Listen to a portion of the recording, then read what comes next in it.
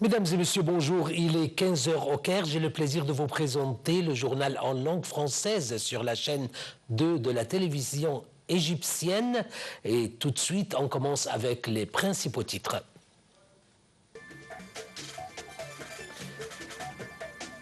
On commence avec le groupe de contact de l'Organisation de la coopération islamique et la Ligue arabe qui appelle à un cessez-le-feu à Gaza. La Russie avertit que les négociations franco-britanniques en cours sur l'envoi des forces de dissuasion en Ukraine semblent une intervention étrangère. La Chine annonce porter ses surtaxes douanières sur les produits américains à 125%, une nouvelle escalade dans la guerre commerciale qui l'oppose aux États-Unis. Le ministre des Affaires étrangères et de l'immigration, Dr Badr Abdel Ati, a déclaré que les discussions du groupe ministériel arabo-islamique sur Gaza ont été fructueuses. Dr Abdel Ati a réitéré que toutes les positions arabes et islamiques, ainsi que celles des positions des partenaires internationaux, rejettent catégoriquement le déplacement des Palestiniens, soulignant que l'exode du peuple palestinien de ces terres conduira à la liquidation de la cause palestinienne, ce que souhaite Israël. Le ministre des Affaires étrangères a indiqué que l'Égypte et le Qatar poursuivaient leurs efforts pour parvenir à un cessez-le-feu à Gaza. Il a également confirmé que la conférence sur la reconstruction de la bande de Gaza, qui sera tenue en Égypte, bénéficiera d'une large participation internationale et abordera les modalités de gestion de la bande. Le groupe de contact de l'Organisation de la coopération islamique et de la Ligue arabe a appelé à un cessez-le-feu à Gaza. Le ministre saoudien des Affaires étrangères, Faisal bin Farhan, a affirmé lors d'une conférence de presse le rejet absolu des plans de déplacement du peuple palestinien sous que ce soit le prétexte. Ben Farhan a également souligné que l'acheminement de l'aide humanitaire à Gaza est inconditionnel.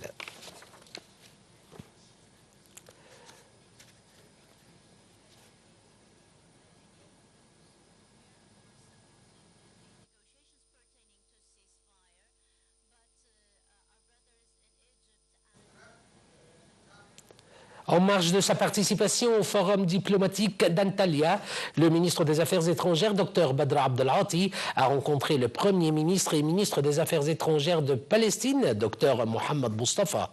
La réunion a porté sur les derniers développements des efforts de l'Égypte afin de consolider l'accord de cessez-le-feu et les négociations en cours pour entamer la deuxième phase de l'accord ainsi que sur les mesures visant à soutenir le plan arabo-islamique de reconstruction de la bande de Gaza avec les acteurs internationaux et les préparatifs liés à la conférence de reconstruction organisée par l'Égypte en coopération avec le gouvernement palestinien et les Nations Unies.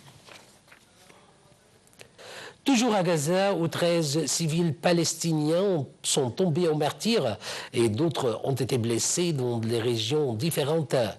La défense civile palestinienne a annoncé aujourd'hui la mort de 10 membres d'une même famille, parmi lesquels 7 enfants, dans une frappe israélienne nocturne à Khan Younes, dans le sud de la bande. Le Premier ministre israélien, Benjamin Netanyahou, a réaffirmé aujourd'hui son engagement à ramener les otages toujours retenus dans la bande de Gaza dans un message à l'occasion de la Pâque juive. Ces propos surviennent alors que Donald Trump a fait état des progrès dans les négociations sur la libération d'otages, le président américain ayant déclaré jeudi lors d'une réunion de son cabinet que nous approchons du moment où nous pourrons les récupérer. Benjamin Netanyahou avait rencontré les familles des otages Elkana Bohobot et Rom Braslavski jeudi, leur affirmant qu'Israël s'employait à ramener les otages et les informer de l'état des négociations.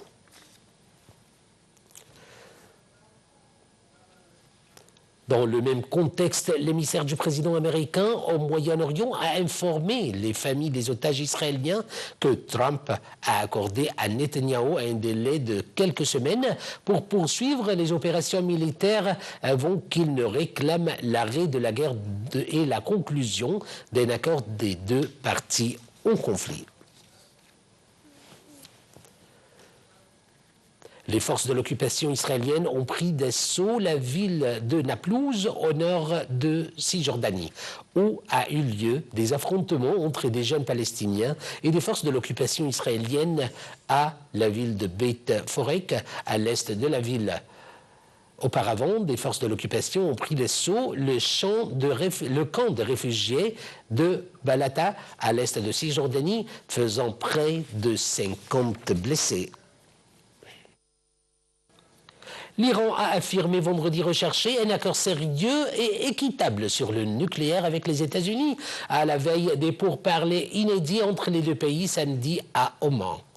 Ces discussions visent à négocier un nouvel accord sur le nucléaire iranien, malgré la pression croissante exercée par Washington et les menaces du président américain Donald Trump de recourir à l'option militaire en cas d'échec.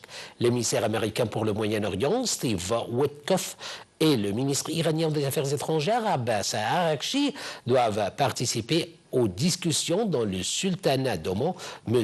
Witkoff était en visite vendredi en Russie après des consultations au niveau des experts qui se sont tenues mardi à Moscou entre la Russie, la Chine et l'Iran. Toujours sur le plan international, la Russie a averti que les négociations franco-britanniques en cours sur l'envoi des forces de dissuasion en Ukraine constituaient des préparatifs en vue d'une intervention étrangère, tandis que le Royaume-Uni a annoncé une augmentation de 450 millions de livres sterling pour le soutien militaire à Kiev. Les ministres de la Défense d'une trentaine de pays avaient discuté à Bruxelles des moyens de former une force dite européenne de réassurance pour l'Ukraine en cas de cessez-le-feu dans la guerre avec la Russie. Steve Witkoff, l'émissaire du président américain Donald Trump, est en Russie vendredi, a affirmé le porte-parole du Kremlin en plein rapprochement russo-américain et tractations diplomatiques pour mettre fin au conflit en Ukraine. Interrogé sur la possibilité d'une rencontre avec le président russe Vladimir Poutine, M. Peskov a répondu « C'est le cas, nous le dirons ». Si la raison officielle de la visite de Steve Witkoff n'a pas été communiquée, il a rencontré à Saint-Pétersbourg le négociateur économique du Kremlin, Kirill Dmitriev, en rapporté en milieu de journée les agences de presse publiques russes. Patron du puissant fonds souverain russe, Kirill Dmitriev s'était rendu à Washington début avril, menant la première visite d'un haut responsable russe aux États-Unis depuis le début de l'offensive russe en Ukraine en février 2022. Officiellement, M. Dmitriev n'est toutefois pas impliqué dans les pourparlers bilatéraux sur l'Ukraine, lancés par Washington. Et dans la rubrique économie, la Chine a annoncé vendredi porter ses surtaxes douanières sur les produits américains à 125% d'une nouvelle escalade dans la guerre commerciale qui l'oppose aux États-Unis et qui continue de faire tanguer les marchés mondiaux. L'imposition par les États-Unis de droits de douane anormalement élevés à la Chine constitue une violation grave des règles du commerce international. C'est ce qu'a affirmé la Commission des droits de douane du Conseil des affaires d'État, qui déplore une pratique unilatérale d'intimidation et de coercition, selon un communiqué publié vendredi par le ministère chinois des Finances.